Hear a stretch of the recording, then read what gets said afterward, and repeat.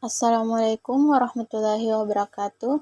Perkenalkan, saya Putri Handayani dari kelas Manajemen C semester 6 NPM 2020-01-115. Pada kesempatan kali ini, saya akan menyelesaikan tugas riset operasional yang diberikan oleh Ibu Tri Frida Suryati, SE MSI, tentang menghubungkan skripsi yang berjudul Optimisasi Biaya Distribusi Barang dengan menggunakan model transportasi pada PT Bina Agro Nusantara dengan buku Operation Research pada halaman 129 bab 7 yang berjudul Program Transportasi dan Transhipment, yang sama-sama membahas tentang optimisasi biaya distribusi barang. Pendistribusian barang merupakan salah satu aspek dari pemasaran. Distribusi juga dapat diartikan sebagai kegiatan pemasaran yang berusaha memperlancar dan mempermudah penyampaian barang dari produsen kepada konsumen. Ciri-ciri khusus persoalan transportasi ini adalah: yang pertama, terdapat sejumlah sumber dan sejumlah tujuan tertentu. Yang kedua, kuantitas komoditas atau barang yang didistribusikan dari setiap sumber dan yang diminta oleh setiap tujuan besarnya tertentu. Yang ketiga, komoditas yang dikirim atau diangkut dari suatu sumber ke suatu tujuan besarnya sesuai dengan permintaan atau kapasitas sumber. Yang keempat, ongkos pengangkutan komoditas dari suatu sumber ke suatu tujuan besarnya tertentu.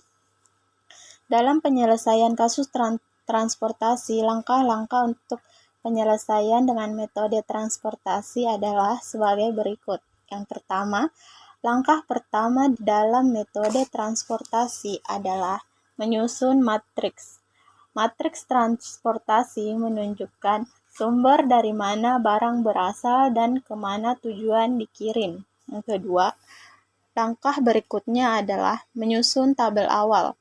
Pada tabel awal diisikan informasi biaya transportasi atau jarak dari suatu sumber ke suatu tujuan tertentu, besar kapasitas sumber, dan besar permintaan. Pada langkah ini, harus dipastikan bahwa besar kapasitas harus sama atau seimbang dengan besar permintaan. Apabila terdapat ketidakseimbangan, maka harus dibuat sel dummy yang berisi besarnya ketidakseimbangan antara penawaran dan permintaan. Sel dummy dapat berupa sel baris atau sel kolom. Yang ketiga adalah melakukan pengalokasian berdasarkan beberapa metode yang ada. Yang pertama, metode Northwest Corner adalah metode yang paling sederhana untuk mencari solusi awal. Metode ini adalah yang paling tidak efisien karena ia tidak mempertimbangkan biaya transport per unit dalam membuat alokasi.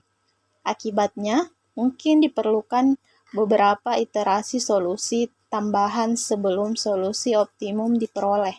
Metode least cost prosedurnya yaitu berikan nilai setinggi mungkin pada variabel dengan biaya unit terkecil dalam keseluruhan tabel.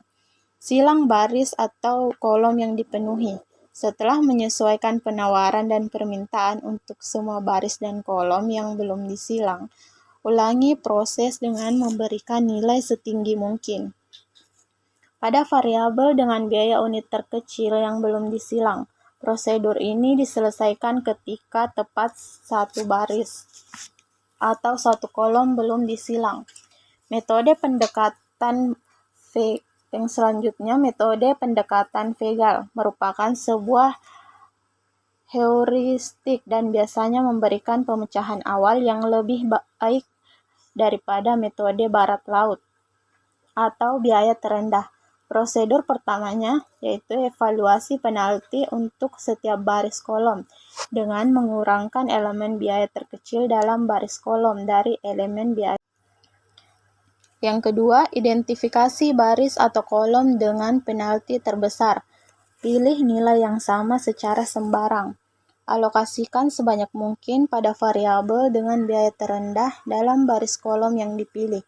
Sesuaikan penawaran dan permintaan, dan silang baris atau kolom yang dipenuhi. Jika baris dan kolom dipenuhi secara bersamaan, Hanya satu di antaranya yang disilang dan baris kolom sisanya diberikan penawaran 0.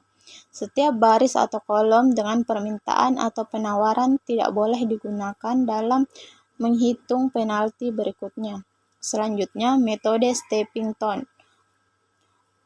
Metode stepping stone menuntun pemecahan persoalan transportasi dengan membuat alokasi material dimulai dari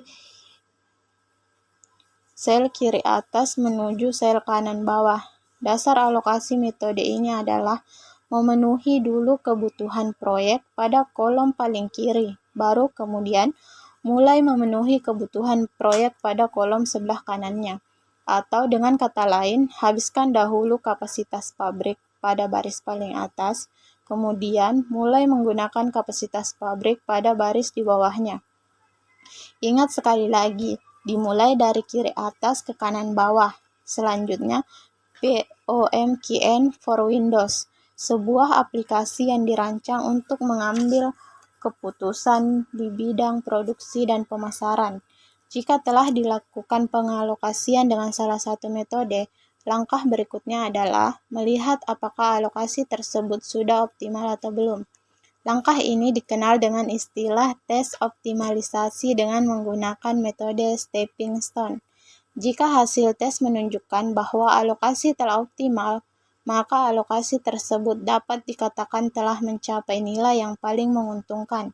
Sebaliknya, jika belum optimal, maka perlu dilakukan revisi untuk sel yang masih memungkinkan untuk direvisi. Sekian, Assalamualaikum warahmatullahi wabarakatuh.